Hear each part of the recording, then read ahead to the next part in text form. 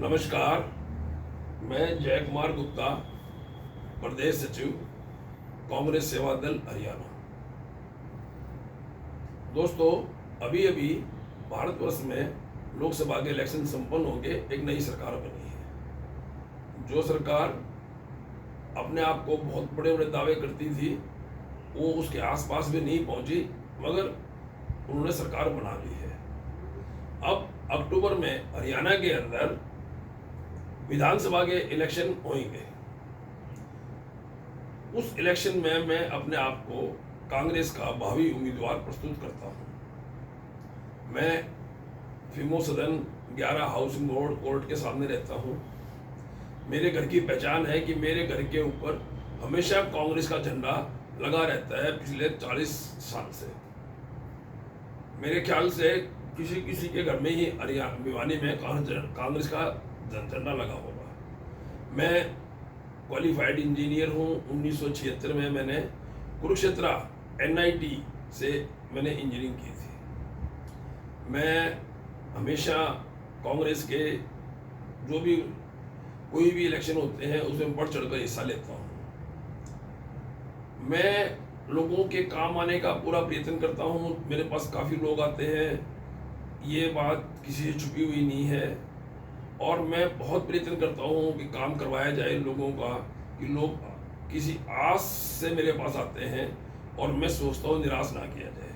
हालांकि मेरी कलम में कोई ताकत नहीं है, मगर मैं फिर भी कहीं ना कहीं चंडीगढ़ में लोकल में प्रार्थना करके लोगों के काम करवाता हूँ, और ये मेरी हमेशा नीयत रहती है। अब बात की जाए कि सरकार का दायित्व क्या होता है। सरकार का मेन दायित्व ये होता है कि शिक्षा, स्वास्थ्य और जल, ये 3 चीज लोगों को उपलब्ध कराई जाए, और क्वालिटी, एक अच्छी शिक्षा, अच्छी स्वास्थ्य सेवाएं और एक साफ सुथरा पानी उपलब्ध कराया जाए। मगर पिछले 10 साल से जो ये सरकार चल रही है,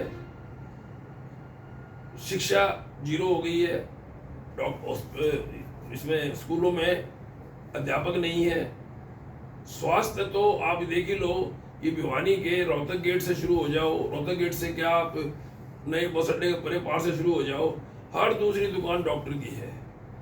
जबकि स्वर्गीय चौधरी बंसीलाल जी ने भिवानी में एक 500 बेड का इतना बड़ा हॉस्पिटल बनवाया था, जो कि एशिया में आज भी किसी जिले का सबसे बड़ा हॉस्पिटल है।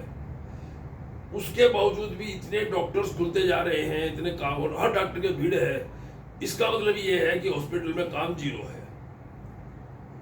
वैसे स्कूलों का देख लो, एक स्कूल कोई बनाता है तो चंद 5-7 सालों में ही वो 4 स्कूल की ब्रांच कर देता है। क्या इसका मतलब क्या है कि सरकारी स्कूलों में सिर्फ ये दावा किया जाता है कि हम पढ़ाई फ्री खिला रहे हैं, मिड डे मील दे रहे हैं। वहाँ ना पढ़ाई है और ना ही अध्यापक ढंग से है, तो शिक्षा भी जीरो है। और पानी का तो हालत सब लोगों से क्या बताऊं, छिपा हुआ है ही नहीं। पानी कहीं आ भी रहा है तो सीवर मिला हुआ आ रहा है। लोग सवेरे 4 बजे उठते हैं, देखते हैं पानी आएगा तो मोटर चला दें, थोड़ा बहुत पानी आ जाएगा। एक आदमी इसी काम पे लगा रहता है, देखता रहे पानी आए पानी आए पानी आए। तो जो मूल चीजें, जो मूल उनको उपलब्ध करानी होती है, सरकार की जो दायित्व होता है कि भी ये लोगों की जो सुविधाएं हैं, ये जो बहुत मूल सुविधाएं हैं वो उपलब्ध करानी है, वो भी नहीं मिल रही हैं। आपको याद दिलाऊं, जब हरियाणा बना और उसके बाद 1968 में चौधरी बंसीलाल जी, स्वर्गीय श्रद्धेय बाबू जी जब चीफ मिनिस्टर बने, तो उनका सबसे पहला काम यही था कि उन्होंने नहरें बनाई। उसके बिना पानी नहीं हो सकता। उन्होंने यूनिवर्सिटियां बनाई, स्कूल बनाए, कॉलेज बनाए, लड़कियों के कॉलेज अलग बनाए, बड़े बड़े हॉस्पिटल बनाए, PHC बनाई, ताकि लोगों को ये सब सुविधाएं मिल जाए। और उस समय तो हरियाणा सरकार के पास तनख्वाह बांटने को भी पैसा नहीं होता था, मगर उन्होंने वर्ल्ड बैंक से लोन लिया और ये सब चीजें करी।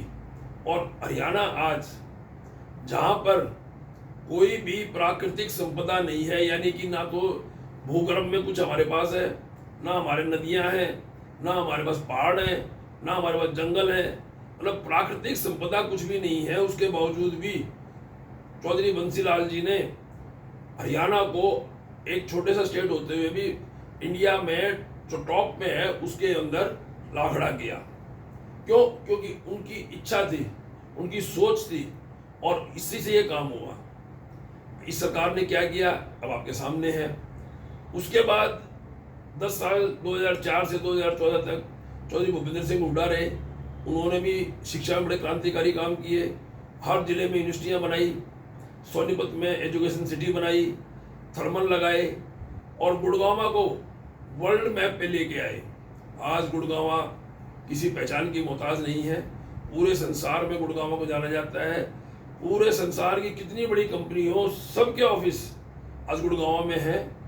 तो कांग्रेस जब आई तब हरियाणा को तरक्की भी ले गए, मगर इस 10 साल में इस सरकार ने हरियाणा को 1966 से उससे भी गंदी स्थिति में लाके छोड़ दिया है। इनका तो एक ही ध्येय था कि बस मौज करो।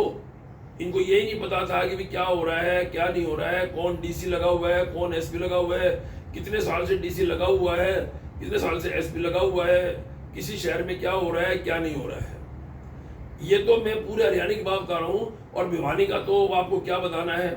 हमारे लास्ट 3 टर्म से हमारे यहाँ पर विधायक जी हैं। विधायक जी को हम लोगों ने चुना है उनको, ये तो है नहीं कि वो धक्के से बने हैं। मगर मैं ये क्या बताऊं कि उन्होंने क्या किया क्या नहीं किया, ये सब लोगों के सामने है कि भिवानी के अंदर उन्होंने क्या किया।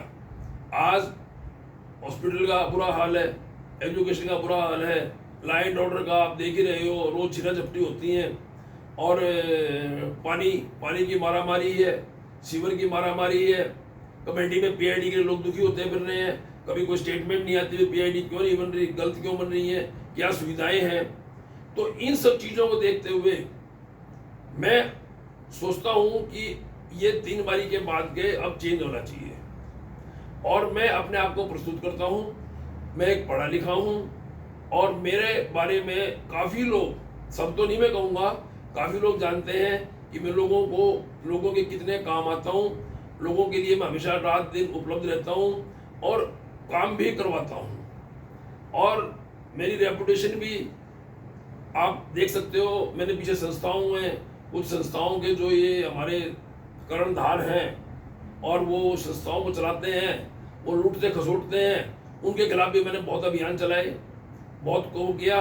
मगर वो उनके पास धन बल सब कुछ है, उनके सामने मैं नहीं चल पाया। उनके सिफारिशें थी, हमारे विधायक जी भी उनको सपोर्ट करते थे। तो मगर फिर भी मैंने कोशिश की, प्रयत्न किया और उनको कुछ थोड़ा सा किया। तो मैं आपसे फिर सविनय निवेदन करूंगा कि मुझे यदि पार्टी मेरे पे भरोसा रखे और मुझे टिकट दे तो मैं आपसे सहयोग की अपेक्षा करूंगा, और आप मेरा सहयोग करें तो मैं 24 घंटे आपके पास अवेलेबल रहूंगा। और शिक्षा, स्वास्थ्य और जल और लॉ एंड ऑर्डर, इसके लिए मैं पूरा ध्यान दे करके, और बहुत quality education, quality medical, quality water, सब चीजें मैं बहुत ही तहे दिल से आपकी सेवा करूंगा। जय हिंद, जय हरियाणा, जय भारत।